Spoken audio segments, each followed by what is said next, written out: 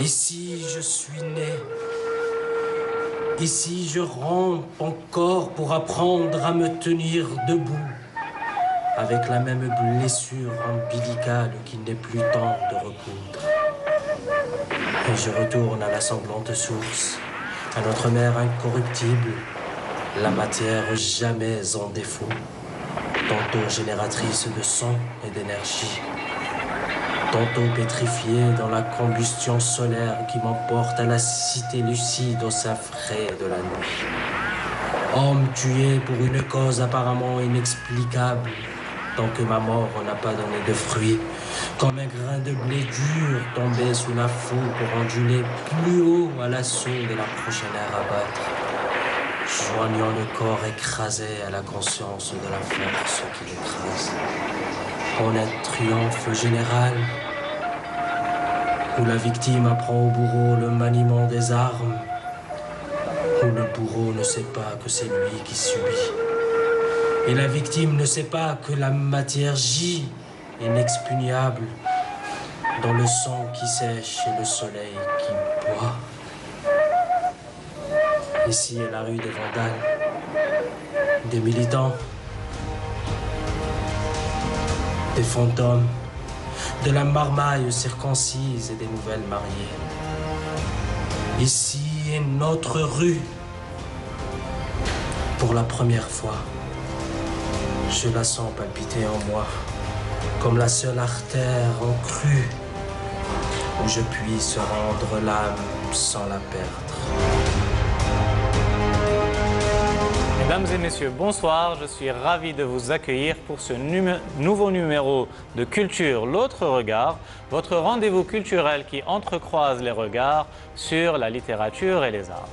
Ce soir, nous allons parler d'histoire, mais d'histoire romancée, puisque j'ai le plaisir de recevoir un auteur qui nous emmène dans le vieil Alger du XVIe siècle et qui nous embarque avec sa plume aux côtés des grands capitaines mythiques de la Méditerranée à cette époque. Comment ai-je découvert cet auteur? C'est ce que je vous invite à découvrir à votre tour. A tout de suite. صحيتو لي جان معكم زينو ومرحبا بكم في واش قريت. دونك هاد لا سمان رانا رايحين نحكيو على لو رومان تاع خالد نايلي لا مير نوز امبورتera وخرج عند دار العثمانية. Donc Khaled Naili est un auteur algérien qui est passionné de poésie et d'histoire. خرج un premier roman en 2004 اسمه Si seulement. وهذا le roman, le deuxième dialogue, La mer nous emportera, خرج en 2014. Khaled Naili, bonsoir. Très ravi. Je suis ravi de vous accueillir. Merci beaucoup d'avoir accepté notre invitation. Moi aussi. Khaled Naili, vous êtes romancier, comme on vient de le découvrir. Effectivement. Vous avez écrit un premier roman qui a été publié en 2004 et qui s'intitule Si seulement. Si seulement, oui. Vous êtes ensuite revenu avec un nouveau roman, dans une nouvelle veine, cette fois-ci historique, voire épique, qui s'intitule La mer nous emportera.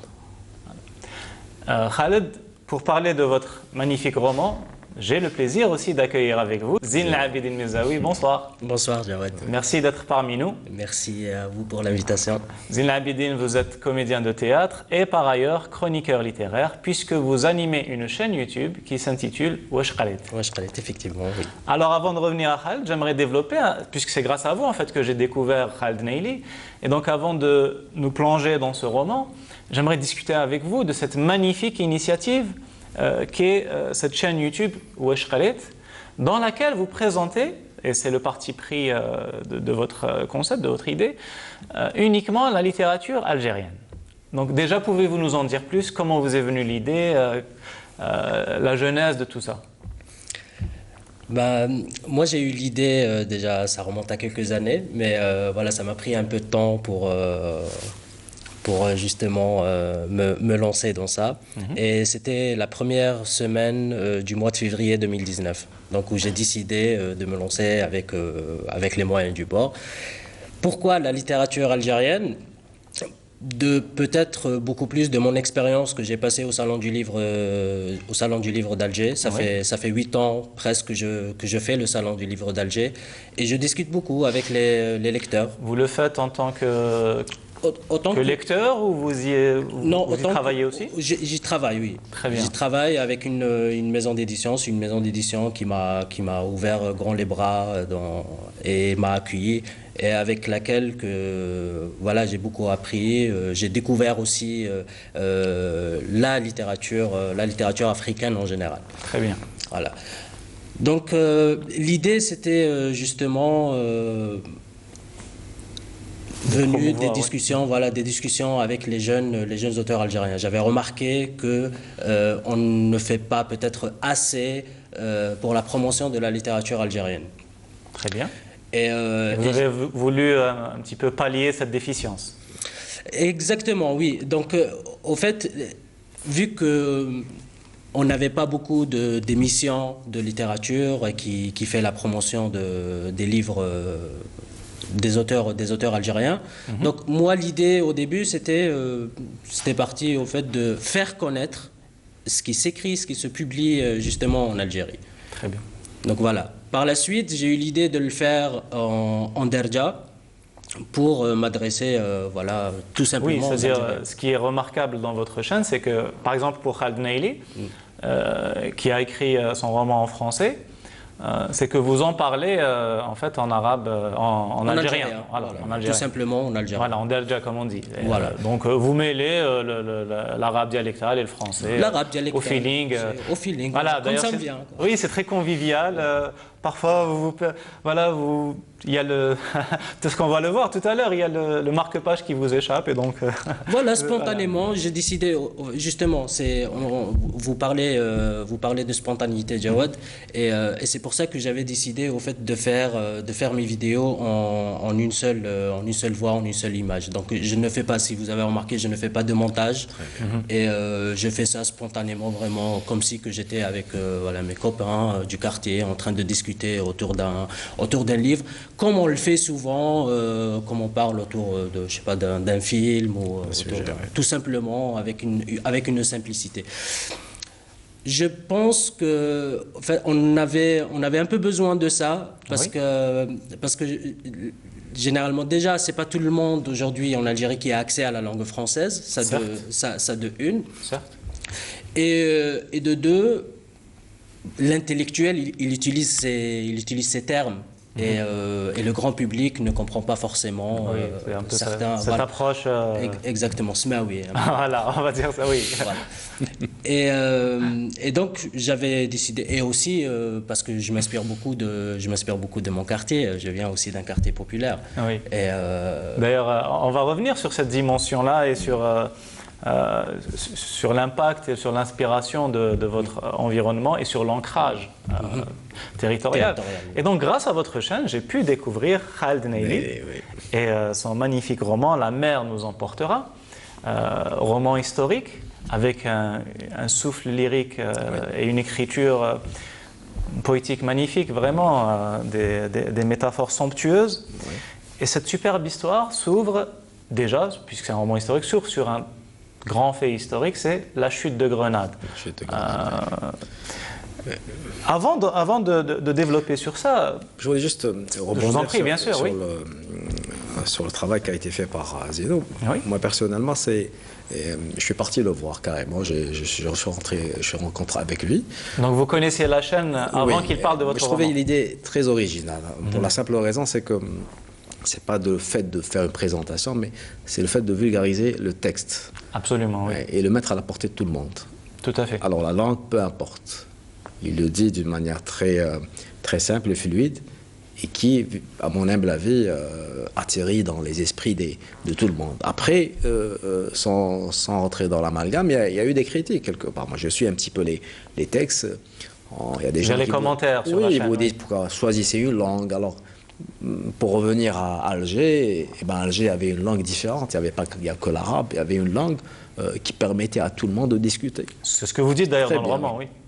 Pour rebondir à Zeno, c'est-à-dire il utilise une langue qui est utilisée par tout le monde, et j'imagine qu'effectivement Derja c'est une langue qui effectivement apporte un soupçon de légèreté par rapport à une langue française classique et à l'arabe classique qui effectivement qui rentre pas dans les, j'allais dire entre parenthèses, dans l'esprit des jeunes. Alors, oui, en tous les cas, peut-être qu'il peut créer une distance avec un Oui, certain lectorat, très bien, c'est-à-dire.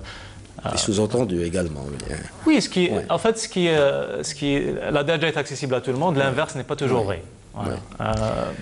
Mais pour revenir au roman La mer nous emportera, effectivement, j'ai commencé par j'allais dire, un moment de l'histoire qui est, j'allais dire, très important, et à savoir, c'est le carrefour c'est un carrefour, j'allais dire, important de l'histoire, à savoir la chute de Grenade, bien sûr, Oui. mais également après, c'est la chute de Constantinople, c'est-à-dire les imprenables murailles de Constantinople qui ont été détruites par effectivement les fameux canons des Ottomans. C'est-à-dire qu'il y a une véritable accélération historique. Très bien. Après, C'est il y a pour ça d'ailleurs un fait que vous ne mentionnez pas, mais qui revient à la fin du roman, oui, qui est déterminant. D'ailleurs, dans la classification de l'histoire, vous savez, le Moyen-Âge s'arrête pour nous, effectivement, dans les manuels algériens, c'est la chute, plutôt c'est la chute de Constantinople. Mais pour les manuels, effectivement, pour les manuels un petit peu français, c'est la découverte de l'Amérique. Vous voyez, c'est le choix selon la victoire.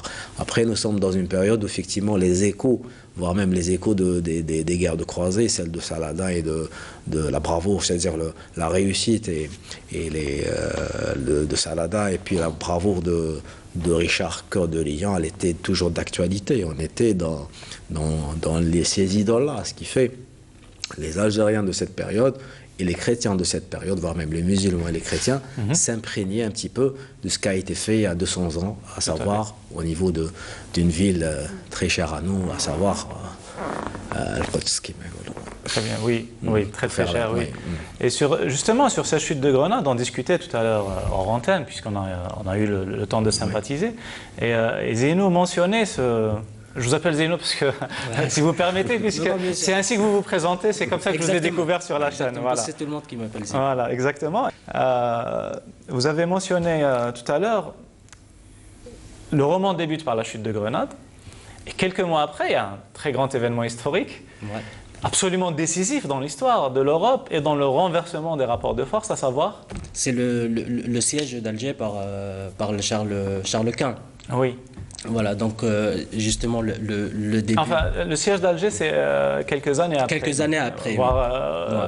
Voire quelques décades après. Mais je veux dire quelques mois. La chute de Grenade, c'est 1492, je crois que c'est même en janvier, c'est dès le début. Constantinople bien avant, j'imagine.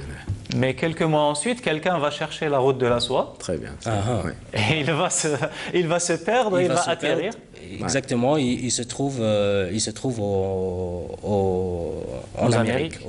Voilà. Donc, Christophe Colomb va découvrir les Amériques. On va voir comment vous opérez ce détour pour nous amener, en fait, de la chute de Grenade vers la découverte des Amériques et vers ensuite le formidable développement économique. Et comme vous l'avez mentionné tout à l'heure, Jawad, cet événement, justement, c'est un choix de l'auteur, mais il revient à la fin, justement, à la fin du roman. Il ne mentionne pas, au fait, au début, cet événement-là. Ah oui, tout à fait. Et donc, on sent Khaled Naili dans votre écriture, d'abord votre culture historique, et ensuite un long travail de documentation. C'est-à-dire que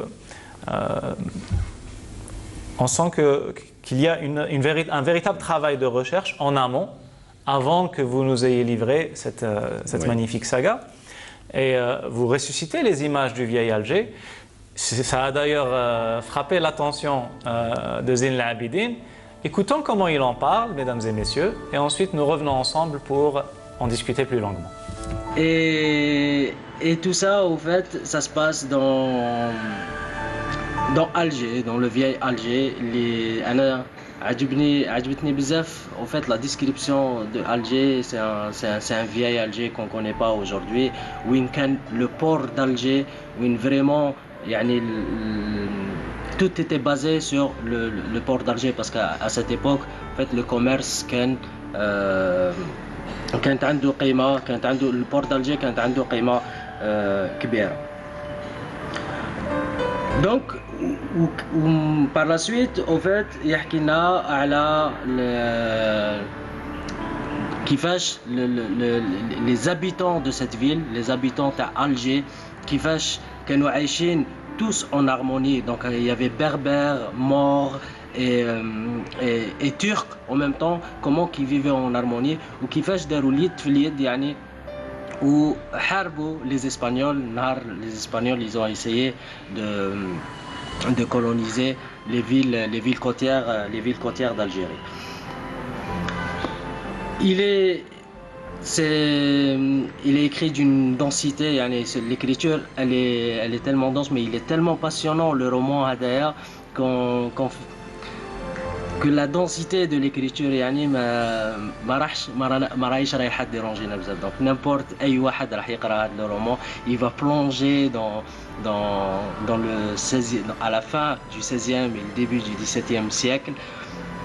Voilà, c'est un voyage, c'est un voyage à travers le temps. Voilà, donc on vient d'écouter Khaled Naili. Zine El Abidine parlait justement de cette magnifique reproduction du vieil Alger que vous faites dans votre roman. Il est un petit peu à la mode de parler d'ateliers, d'écriture, etc. Justement, on va faire un petit atelier d'écriture. Expliquez-nous comment passe-t-on de l'histoire académique à un travail artistique, romanesque, esthétique. Alors, faites-nous entrer dans votre bureau de travail. À la base, moi, je suis, comme ça a été évoqué, moi, je suis biologiste de formation. C'est-à-dire, déjà, j'ai pas fait les écoles littéraires, etc. Je suis pas conditionné par un style. Ça m'a permis, effectivement, dans ce sens, de rentrer dedans et raconter l'histoire à la manière des ADN et j'allais dire des cellules. Vous voyez. Alors, c'est pour cette raison qu'effectivement, on sent une certaine liberté dans l'écriture et raconter l'histoire, j'allais dire, dans une réflexion personnelle. Et moi, je trouve qu'effectivement, pour revenir au live, le travail ne s'est pas fait, j'allais dire, d'une manière structurée. Moi, depuis le temps, je lisais des livres sur l'histoire, ce qui fait, c'est un cumul. Et arrivé à un certain moment, j'ai senti qu'effectivement, il y avait beaucoup d'ingrédients qui sont là afin de raconter une fiction. Absolument. Et pour effectivement raconter une fiction, il fallait retrouver un petit peu les éléments importants, à savoir les mœurs, les traditions, les monnaies, les métiers. D'ailleurs, sur ça, Zine El Abidine en parle, on est frappé par la structure sociale du vieil Alger de l'époque, de la Régence. Bien sûr, c'est un melting pot. C'était structuré, effectivement. C'est multi-ethnique, c'est multi-confessionnel. On trouvait de tout. Absolument. En fortiori, après justement la chute de Grenade, vous le disiez, Zine El Abidine, tout à l'heure, les musulmans et les juifs ont été expulsés d'Andalousie. Voilà, et donc ils ont immigré sur Alger. Voilà. Voire même dans d'autres villes. Alger. Ce qui est bien à Alger, c'est que c'est une ville, c'est-à-dire qu'à partir du moment où il y avait ce changement historique, etc., géopolitique, Alger a commencé à émerger. Elle est en retard par rapport à certaines villes, à l'image de Bougie, Tlemcen, etc., parce qu'eux, effectivement, ils sont classés selon les érudits qui étaient là. C'est des grands pôles universitaires, par exemple, à Béjaïa, oui. Oui, c'est des Boumediene, par exemple, qui effectivement, il a fait l'université de Béjaïa, mais effectivement, après, il est mort à Tlemcen, pour juste ouvrir une parenthèse. C'est-à-dire, Alger, peut-être, elle a commencé à avoir une certaine renommée, j'allais dire, intellectuelle, c'est à travers Sidi Abdelrahman Taalibi. Après, effectivement, après la chute des grandes civilisations, il y a eu effectivement une émergence d'Alger, petit à petit, avec effectivement après l'invasion, surtout après l'échec de l'invasion de Charles Quint. D'ailleurs, excusez-moi, Zine, vous aviez soulevé ce point comme étant central dans le roman. Charles Quint attaque Alger et il choisit un piètre moment pour le faire, à savoir. C'était le déluge. Il y avait une grande tempête et qui a duré d'ailleurs 5 aurores, 5 jours. Et c'est une tempête qui va déterminer le destin d'un des personnages. C'est Khouja. Voilà, Mohamed Khouja. Khouja. Voilà, qui sera orphelin. Qui se retrouve orphelin. Voilà. Puisqu'il perd son père dans l'offensive et sa mère voilà. tombe malade. Qui tombe malade, voilà, et qui seront par la suite accueillis chez une femme qui essaye de prendre soin de. Voilà. Mais il passe ces jours-là, au fait, de guerre et de tempête, à la recherche de son père. Effectivement, à l'attendre, oui. À l'attendre.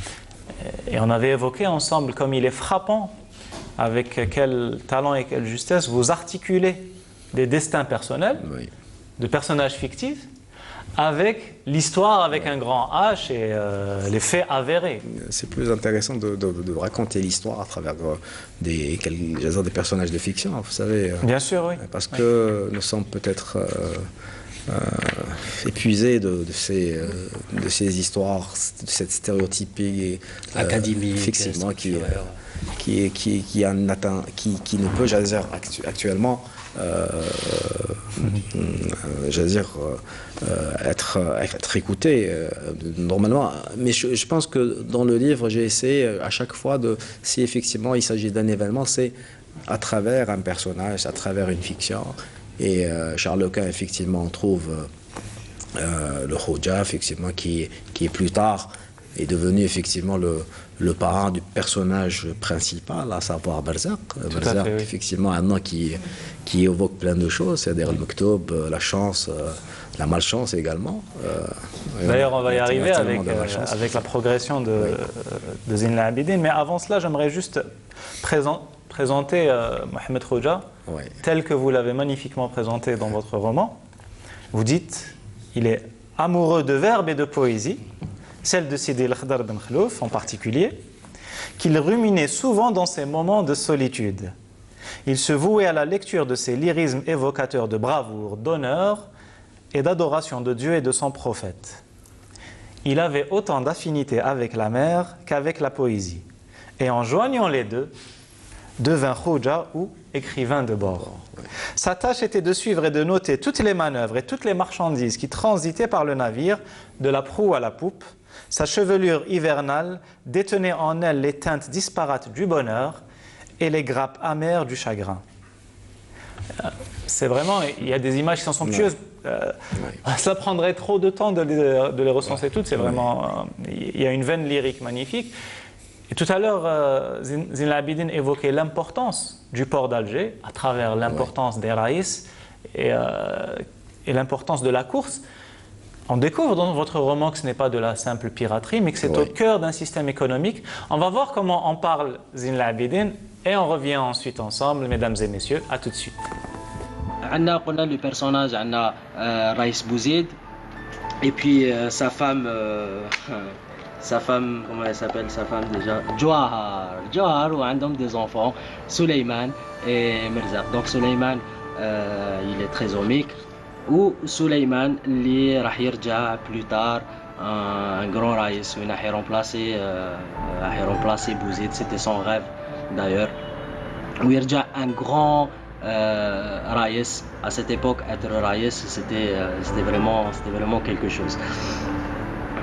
Donc, il y avait Johar aussi, donc dans la première partie où Raïs Bouzid يرجع Alger, où il retrouve sa famille.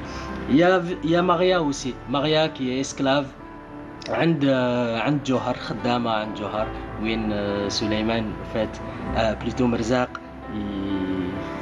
il tombe amoureux d'elle, où il y a une petite histoire aussi, il y a toujours une histoire d'amour n'importe quelle hikaya, même si on parle d'une période très difficile où c'était un peu dans le monde entier où les peuples se querellaient en fait entre eux, mais il y a toujours eu une histoire d'amour. D'ailleurs c'est ce qui nous aide à tenir, les histoires d'amour. Ouais, juste une petite correction, si vous permettez. Quand j'ai parlé au fait des deux fils de Suleiman et Merzak, Suleiman et Merzak, voilà, j'avais dit Suleiman qui sera l'héritier, mais ce sera plutôt Merzak, parce que Suleiman c'est leur fils trisomique. Trisomique, oui. Mais en fait, vous faites vous-même cette correction dans la suite de votre vidéo ici, comme l'extrait ne permet pas d'aller jusqu'au bout. Et donc vous avez été frappé, comme moi d'ailleurs, à la lecture de ce roman, par l'importance de la course, c'est-à-dire de la piraterie, dans le système économique de la régence. Et, justement, parce que c'était pas une simple, c'était pas de la simple piraterie, c'était tout un système, économique. oui. Et voilà, la Méditerranée était un point important, un point essentiel dans la route de la soie. Oui, d'ailleurs, on avait évoqué tout à l'heure la découverte des Amériques, et qu'en fait... Christophe Colomb. Oui, que Christophe Colomb cherchait une nouvelle route des Indes, une nouvelle route de la soie, puisque la voie terrestre était contrôlée par l'Empire ottoman. Et donc, c'est en cherchant la route des Indes qu'il déboule sur les Amériques. On voit d'ailleurs la carte derrière nous, cette route de la soie, qui aujourd'hui, Khaled Naili, est aussi l'enjeu de grandes luttes. Un sujet d'actualité, oui. Oui, d'ailleurs, et donc dans votre roman, on voit qu'une économie à l'époque basée sur le contrôle des routes commerciales nous donne les clés de lecture pour comprendre les conflits actuels. Bien sûr, non, on est dans la continuité des choses, c'est-à-dire... Absolument. Rien n'a changé depuis. Hein. Il y a toujours ce conflit, j'allais dire, économique, religieux. Après, le conflit, il est sous plusieurs casquettes, j'allais dire. Oui. Mais ce qui est important à savoir, c'est que durant la période ottomane, effectivement, c'était quelque chose de très organisé. Oui, piraterie, parce que également les autres le faisaient, c'est-à-dire même l'Occident, effectivement, préparait ses courses. Et puis, il avait actuellement, il a peut-être cet avantage dans les médias ou dans l'image d'expliquer que, au contraire, nous étions des gens qui protégeaient, j'allais dire, les communautés chrétiennes, alors que les musulmans, par contre, c'était des pirates. Alors que non. La course se préparait, il y avait des actionnaires, il y avait des femmes qui rentraient dans les actions, on mettait de l'argent pour préparer, j'allais dire, une galère, voire même un shipback. Oui, et on prenait des parts en fait, sur le navire. Oui. Et le shipback, effectivement, quand il sortait, la première des choses, il y a des batailles, etc. Il acquit un petit peu. Et quand on dit le butin, c'est pas juste de l'argent, etc. C'est même des esclaves, c'est-à-dire effectivement qui était une monnaie courante. Absolument, oui. Des deux parts. Et donc c'était pour ceux qui refusaient de payer. Vous parlez des navires attaqués. Pas forcément. C'était. Il y avait effectivement un péage. On sortait pour effectivement récupérer, pour repérer une galère échouée, etc. Et c'était le même cas pour les navires. Vous savez, il y avait par exemple les chevaliers de Malte. Oui. Les chevaliers de Malte, c'était effectivement des chevaliers qui avaient des galères, etc. Et c'était des chevaliers, c'était des navires qui sortaient et pour effectivement barrer la route aux pèlerins. Et on tuait carrément les pèlerins qui allaient à travers Jérusalem plutôt le Quds pour passer à la Mecque. Et vous voyez un petit peu, c'est-à-dire au contraire peut-être des musulmans qui effectivement il apportait peut-être, il accordait aux gens cette possibilité d'être esclaves. Et vous savez, dans l'histoire elle-même de la régence, etc., vous savez, quand vous avez des esclaves, on accordait un petit peu le choix aux gens qui avaient du métier, ou aux capitaines, par exemple, vous prenez le cas de Ali Betchin, effectivement, oui, qui était un capitaine de bord. Et qui est italien d'origine. Effectivement, quand on l'a capturé, on lui a accordé la chance, effectivement, si vous êtes intéressé, vous restez avec nous. Sinon, vous passez au ban. Et ben, il s'est reconverti. D'ailleurs, on les appelle les renégats. C'est des gens qui ont renié leur religion. Tout à fait. Et effectivement, ils ont fait un petit peu la réussite d'Alger. Vous avez Ali Betchin, vous avez Morad Rayes, vous avez plein de... Il y avait même un pacha hongrois, j'allais dire, vous savez. Absolument, oui. Ce qui est bien, c'est qu'Alger a accordé à tout le monde l'opportunité de travailler. Oui, d'ailleurs, dans Zina Abedin, on en parlait tout à l'heure, dans le roman, il y a le personnage, le Wakil Kharaj. Oui. Oui, qui est le fils d'un affranchi. Le ministre de la Marine. De la Marine. Oui, qui est le fils d'un affranchi norvégien, si je me souviens bien. Oui, il y a une histoire quelque part. C'est-à-dire il faut lire le livre. Pourquoi? Parce que là, on est en train de citer quelque part des aspects historiques. Ah oui. Mais derrière ça, il y a toute une fiction. Il est passionné, passionnel, qui effectivement, qui vous donne envie de continuer à lire. Et puis, C'est-à-dire, j'ai envie de dire au lecteur, c'est pas un livre d'histoire. Absolument, Non, absolument. Vous allez apprendre un petit peu des choses, comme moi je l'ai fait, mais c'est une fiction. C'est une fiction, oui, qui s'articule à l'intérieur d'une trame historique. Et c'est d'autant plus agréable que, comme j'en parlais avec Zine Abidine, ça nous permet de découvrir l'histoire de manière, à travers l'émotion, à travers le plaisir. Et je me tourne vers vous, Zine Abidine, le roman nous emmène vers cette découverte des Amériques qui est évoquée elliptiquement au début. Et on se retrouve vers la fin du roman, donc au XVIIe siècle. Au XVIIe siècle. Voilà, et sur le continent américain, et on découvre l'horreur du nouvel esclavage. Justement, parce que moi je voulais rebondir, parce que vous avez parlé de... Je vous en prie, oui. Vous avez parlé tout à l'heure d'esclavagisme à cette époque-là, mais qui était un esclavagisme domestique. Absolument. Avant la découverte des Amériques. Absolument. Et puis à la fin, c'est à la fin où on découvre justement, pour ne pas trop spolier justement les lecteurs, on découvre une nouvelle sorte d'esclavagisme où c'était, je pense, le début du capitalisme. Absolument, oui. La naissance du capitalisme, d'abord marchand, et voilà, c'est-à-dire la découverte des Amériques va permettre un immense afflux d'or, mais aux dépens et c'est ce que des autochtones.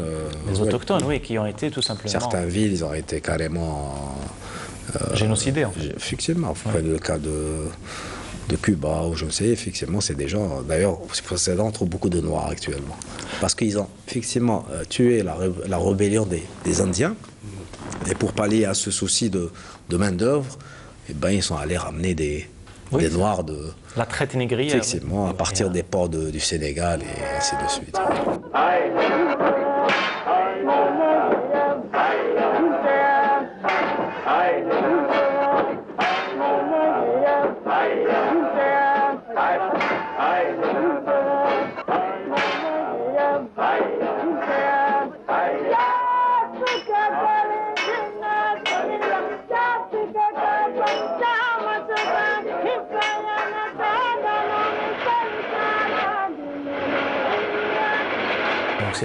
C'est des millions de déportés.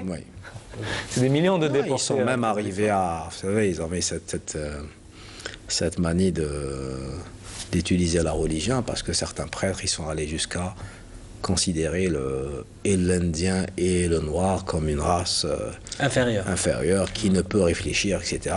Et que, effectivement, le chrétien blanc peut éventuellement l'utiliser à sa guise. Et ça a toujours été le discours du colonisateur.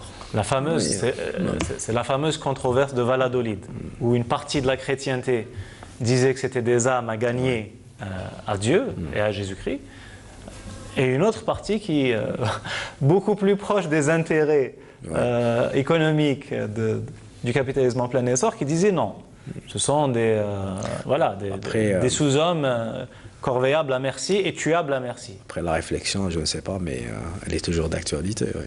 Certes, oui, cette animalisation. Et ce n'est pas votre unique roman, puisque nous avions mentionné au début que vous avez aussi écrit...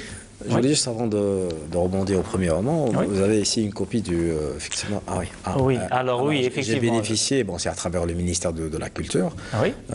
Certains romanciers, ils ont eu cette chance d'être traduits lors du salon du livre de Cuba. Et mon roman, effectivement, il a bénéficié de cette chance. Il a été traduit. En espagnol. En espagnol, effectivement. Et... vous savez, c'est 2017. Oui, 2018, effectivement, début 2019. Et là, vous avez une copie, effectivement, de cette traduction. Oui. Oui, aux éditions José Martí. Je ne sais pas si je prononce bien. Oui. Félicitations, en tous les cas. Merci, Et vous avez aussi écrit. Alors, comme vous l'avez dit tout à l'heure, on s'est surtout attardé sur l'aspect historique. Non pas parce que c'est un écrit historique, mais pour ne pas en fait gâcher l'intrigue. Puisqu'il y a des personnages qu'on croise au début, qui nous paraissent anodins, et puis qui vont être décisifs à la fin. Et voilà, vous entrecroisez à l'intérieur de cette trame historique les destins de manière très habile. raison pour laquelle on va essayer de laisser un peu de mystère au lecteur et un peu de plaisir. Dans votre premier roman, c'est un tout autre... Ici, il y a une intrigue. Dans votre premier roman, c'est un autre genre d'écriture où vous exposez plutôt des tranches de vie. Zine Abidine, je me tourne vers vous, c'est une approche qui vous a beaucoup plu, aussi bien chez Khaled Naily que chez d'autres auteurs que vous avez chroniqués sur votre chaîne. Qu'est-ce qui vous séduit dans cette approche-là?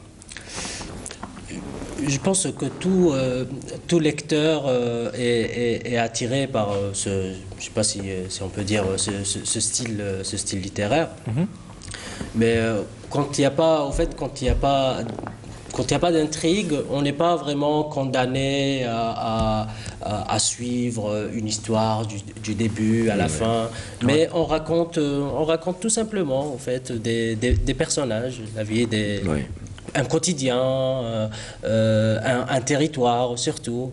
Comme on disait au fait tout à l'heure dans les coulisses, Jawad,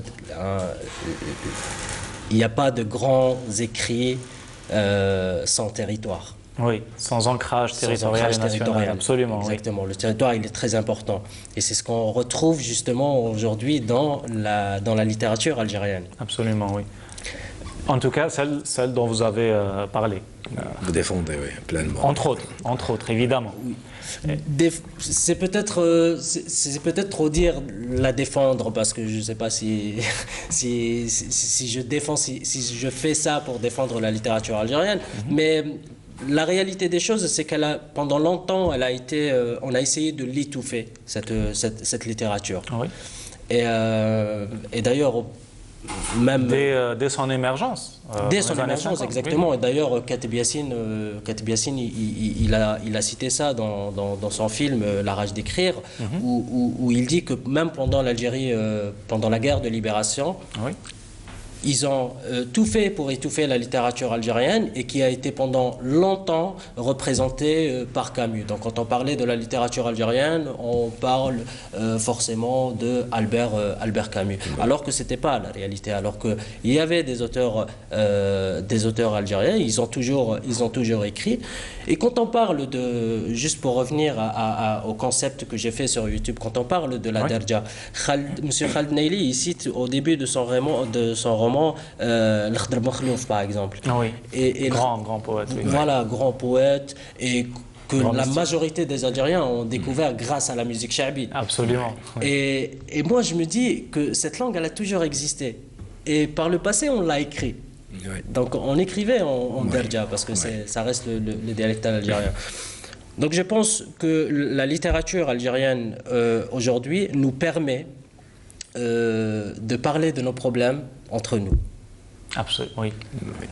Et ça, ce que je trouve excellent dans la littérature algérienne. Contrairement à cette prétention qu'avait le colonisateur comme vous me l'avez exactement, de parler à notre place. Exactement. Donc ils ont toujours parlé à notre place, et ça fait partie justement ce qu'on disait tout à l'heure du discours du colonisateur, c'est que ce discours méprisant ou au mieux paternaliste. Voilà, exactement. Donc on est là pour faire les choses pour vous. Donc aujourd'hui, je pense qu'avec tous les auteurs algériens qu'on a, avec toute cette jeunesse créative, donc on n'a pas besoin des autres pour qu'ils parlent pour nous. Je pense qu'on a les capacités, on a les moyens humains et matériaux pour parler de nos problèmes entre nous. L'un des grands, je dirais, chantres, en tous les cas, celui qui a écrit peut-être le manifeste le plus saisissant de cette approche littéraire, où il s'agit justement d'exposer des tranches de vie sans se soucier outre mesure d'une intrigue, c'est un grand auteur, dont nous célébrons le centenaire et que vous mentionnez dans votre premier roman. dont vous mentionnez aussi la trilogie Algérie, puisque vous parlez de l'Aïni, c'est Mohamed Dib. Et donc, avant de revenir vers vous pour en discuter, j'en profite pour lancer notre rubrique qui sera un fil rouge tout au long de cette année dont nous célébrons le centenaire, puisque c'est la rubrique Ombre gardienne. À tout de suite après le jingle.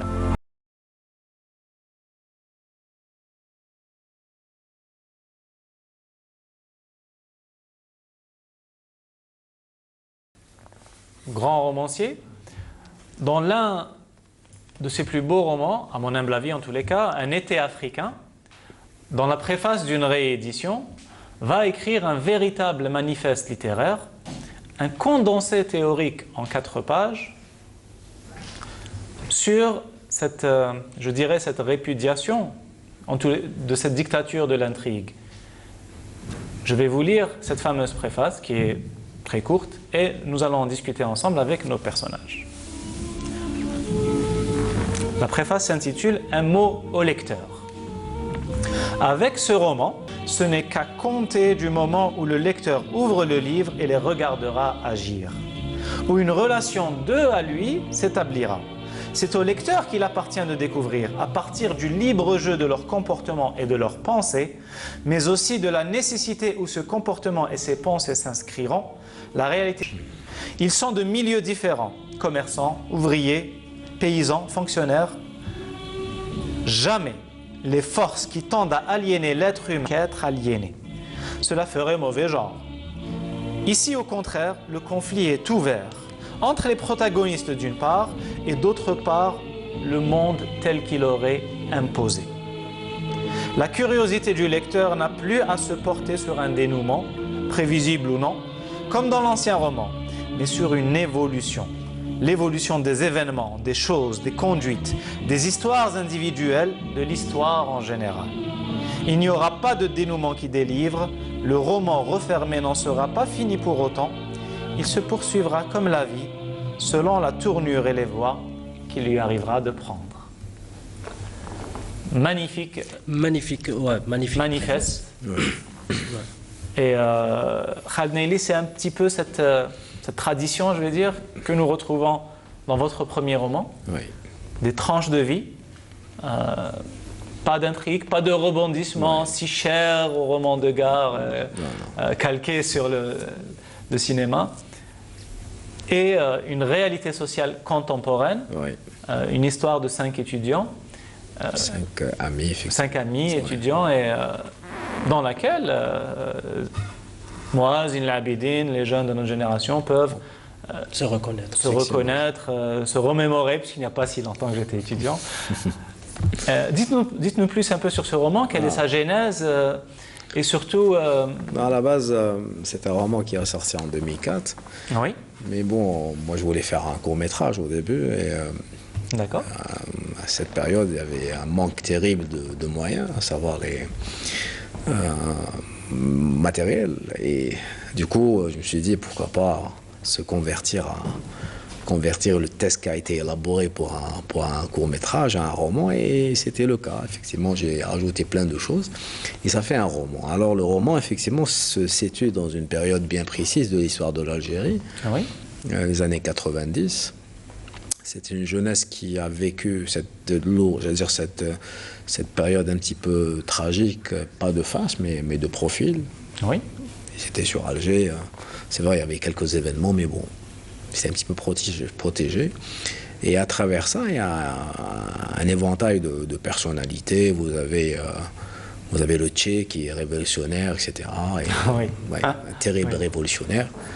Et puis, vous avez Salim qui met du noir, qui met du parfum Hugo quelque part, joueur de basket, poète. Vous savez, ça marche très bien à l'université. Il y a toute une galerie de personnages. Oui, il y a tellement de choses. C'est des jeunes qui, effectivement, qui prennent le train quotidiennement pour atterrir dans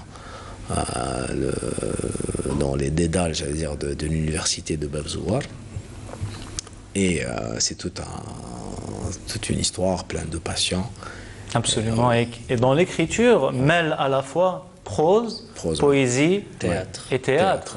Comme l'a d'ailleurs évoqué Zine Labidine.